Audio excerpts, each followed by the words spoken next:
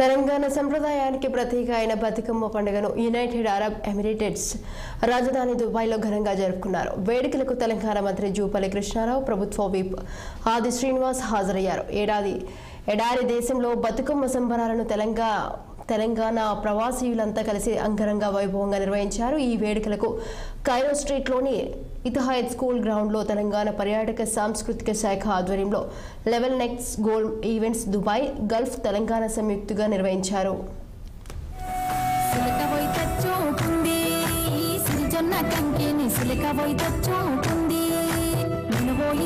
సిటపాట సినుకు కురిసే సెట్టి గురు పెట్టే సిటపాట సినుకు కురిసే తలతాల తంగెళ్ళు పూసే గునుగేమో విరిసే తలతాల తంగెళ్ళు పూసే.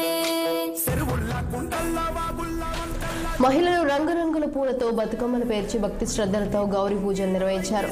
సాంప్రదాయ దుస్తుల్లో మహిళల బతుకమ్మ ఆటపాటలతో దుబాయ్ నగరం పులకించింది. నృత్యాలు, ఆటపాటలు, కోలాటాలు, చప్పట్లతో ఆ ప్రాంతమంతా మారుమోగింది. ప్రపంచవ్యాప్తంగా ఉన్న తెలంగాణ ఆడబిడ్డలకు ఈ సందర్భంగా మంత్రి జూపల్లి బతుకమ్మ శుభాకాంక్షలు తెలిపారు. తెలంగాణ సంస్కృతి సంప్రదాయాలను గౌరవిస్తూ గల్ఫ్ దేశంలో నివసిస్తున్న తెలుగు వారంతా ఒక కుటుంబంలో కలిసి పండుగ చేసుకోవడం ఆనందంగా ఉందన్నారు.